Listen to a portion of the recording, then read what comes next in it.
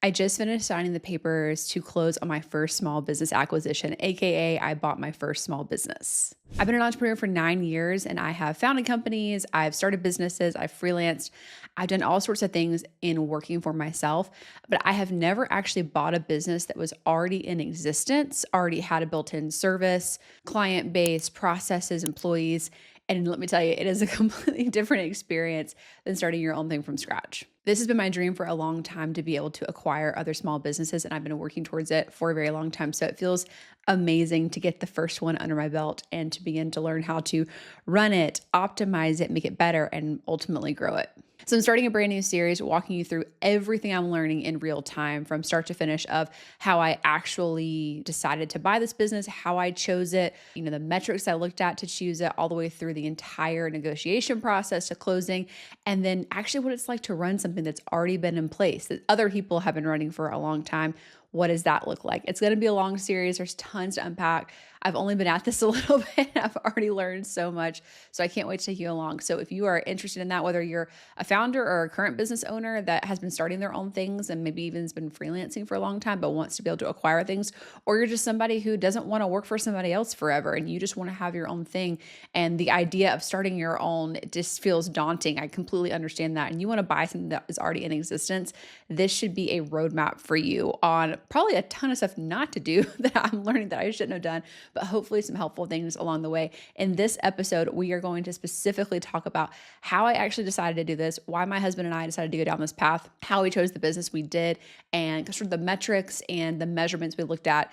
We felt like it was a good decision for us. So first things first, like how did we get here? How do we decide to do this? So we've been talking about buying something like already in existence for a long time. I currently, in terms of like our whole like revenue stream as a family, Caleb has a W-2 job, simple sort of employee setup. Mine is not so much that way. I'm a co-owner in a marketing company. I have a coaching and consulting business. We also own rental properties, all of which we are currently in the process of selling right now. So we can take the capital from that, put it back in our capital investment fund, and buy more small businesses as this comes along. So that's kind of the lay of the land for us. And we really wanted to find kind of a fifth stream. We had those four, and then we're selling those properties. We'll take those and try to add probably four, a couple more pieces. So we have like 4 or 5 different things going on. But we had talked a lot about like, do we start something? Do we franchise something? We are both fitness enthusiasts. We had talked a lot about doing a fitness franchise, like a boutique style one. Those typically have a lot lower overhead than like a large commercial gym. We threw around tons of ideas, both from things we were just like passionate about all the way to things that we didn't necessarily like care about from a passion standpoint, but it seemed like a really good idea.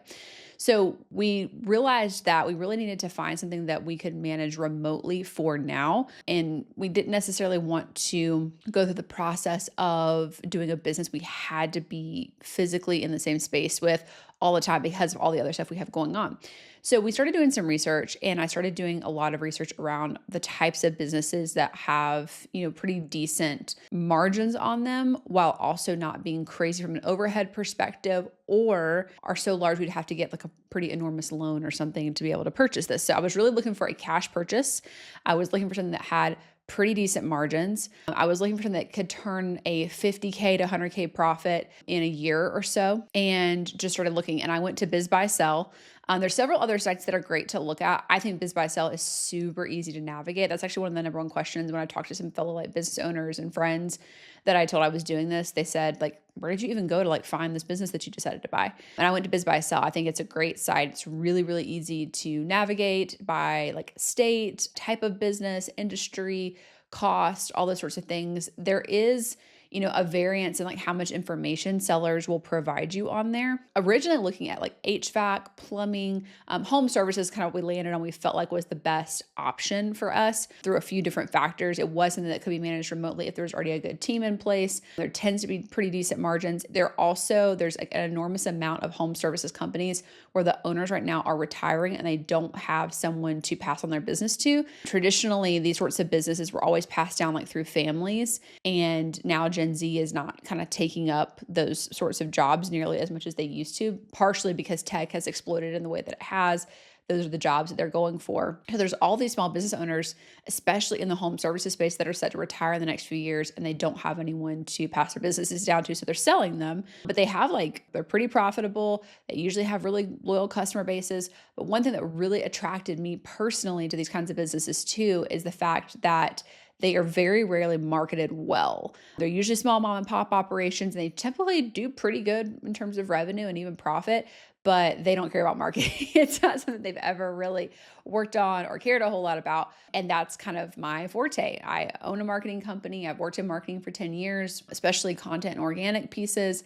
And so the idea of something very localized that we could really double down on the organic local search was really interesting to me, and to see what we could do with it. So that's what we started looking for. That's what we started searching for. There was also a lot of businesses in this sort of industry and space that were in our budget in terms of a cash purchase. So we didn't have to go into any debt on this. And just my 2 cents, if you can avoid debt at all possible, I prefer to. I'm not completely against business loans or being leveraged in certain positions in certain situations, but for us, we were currently trying to do just like dip our toe in the water and kind of see how this went. This is our first time like acquiring something that somebody else had and built and then us taking it over. That's a totally different experience than starting your own thing. Like truly a completely different world. There's like pros and cons to each for sure, but it is like a very different experience. And just a few weeks in, I can tell you that I am definitely like learning a lot from that process. So we just started searching. We found this residential home cleaning company in the Atlanta area. Caleb and I are both from Georgia. Caleb's from the Atlanta area, and we really wanted to make a purchase. My marketing company is also based in Georgia, so we wanted to kind of keep it in that kind of vein. So we found this residential cleaning company. It kind of met the boxes in terms of like budget for us, what we felt like we could potentially turn it into in terms of profit. It also met those metrics on just initial looking. They give you certain factors. It kind of depends on which seller you're looking at. Sometimes they'll just give you pure revenue. Sometimes they'll give you profit. Sometimes they'll go ahead and put P&Ls up. Sometimes they won't do that. Sometimes they'll give you different information. Others won't. It kind of depends. And sometimes you have to inquire and ask for those things. But there was enough there that I was like, okay, this is interesting. I want to get on a call with the owner.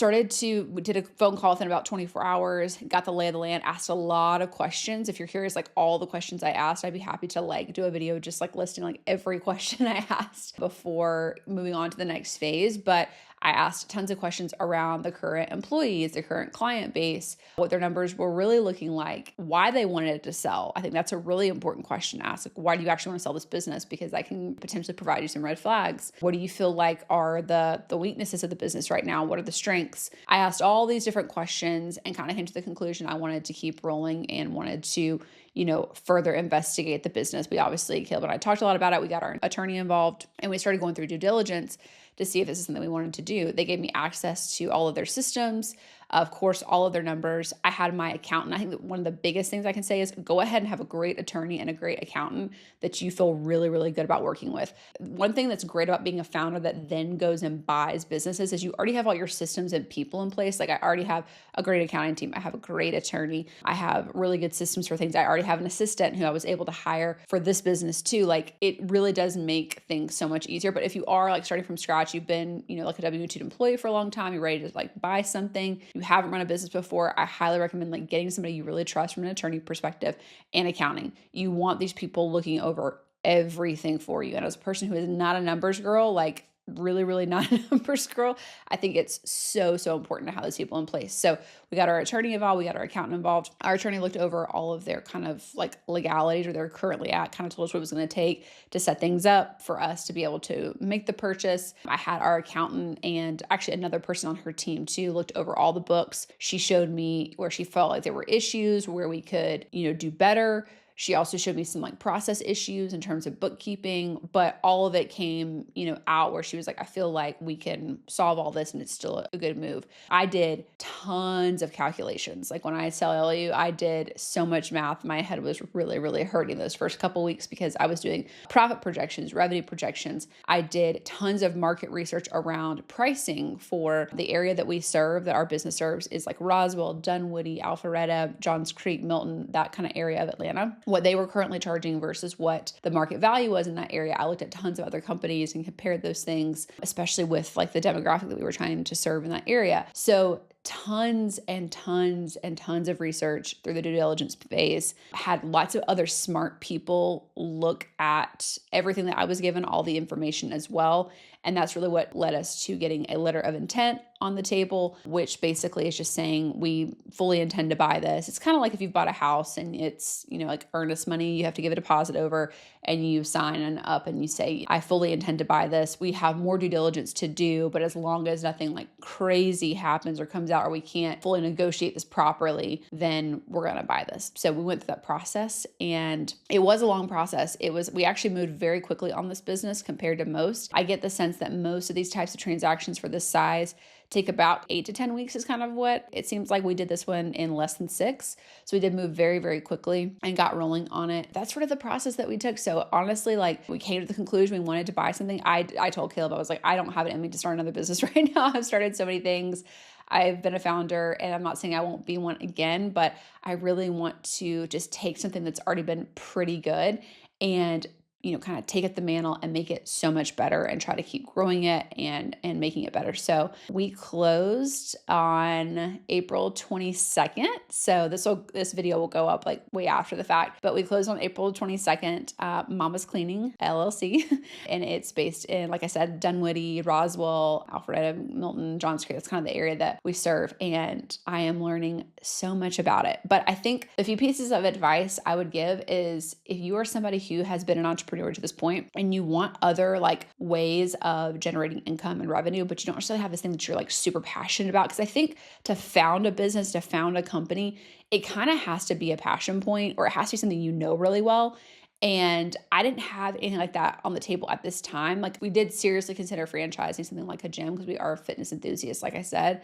But that just felt like bigger. We want to do something a little bit smaller to get our feet wet more with this kind of idea before we went that far. And so I think if you're going to like start something from scratch, even if it is like a franchise type thing, while that's kind of like a middle ground between from scratch and like buying something, I think it kind of has to be a passion point. So if you don't have something like that, but you really want to increase the revenue in your business, you really want to increase the income streams that you have, I think buying a small business is such an incredible way to do that. And there's so many possibilities right now. Like I mentioned, like it's truly insane, like how large the population of small business owners that are retiring that have no one to take their businesses over and they're selling them. And they're really good businesses and they can be grown significantly. Most of the time, they are usually older people who have been doing this for a really long time and they have their steady kind of clients and they have their steady sort of way of going about things and they don't necessarily want to add in technology they could optimize or they don't think about how to market or to do things in a more modern way that you could absolutely take advantage of.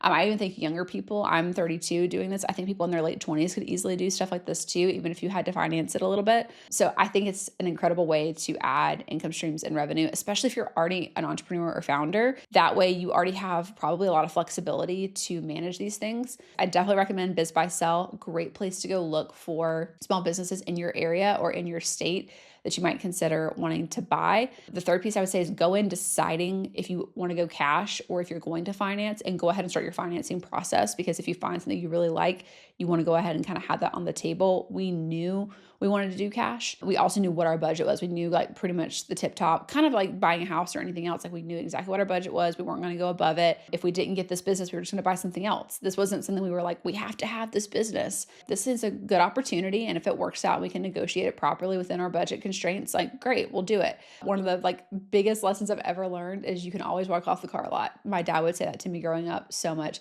You can always walk off the car lot.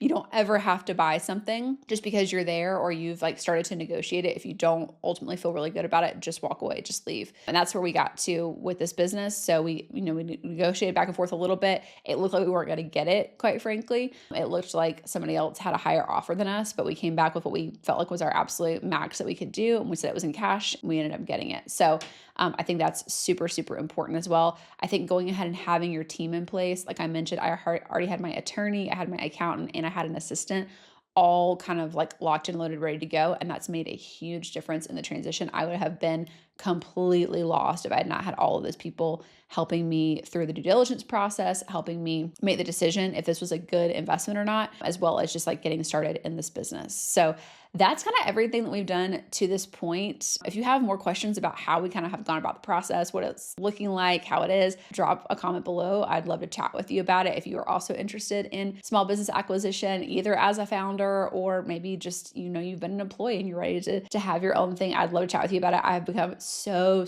passionate about small business acquisition and helping other people do it. Not that I have it all figured out. This is my very first one. Like I'm talking about it in real time. I'm talking about it like literally as I'm learning like what to do and how to do it. But I love helping people along the journey, even as I'm kind of fumbling my way through it. So in the next episode, I will talk about what that process was like, more from like, okay, we actually are buying this, due diligence is over, to close, to, okay, what do those transitions look like? How does all that work? What it's like to rework processes, what it's like to, take on somebody else's work, how it's been set up, how we've like reworked things, all the marketing things I decided to do from like day one to grow the business, having to hire immediately too. There's been so many things. So I'm excited to take you along the journey, talk about all of it. And if you want to connect with me further, you can go to savannahab.com, where I have tons and tons of resources on building a personal brand as a founder, as well as small business acquisition.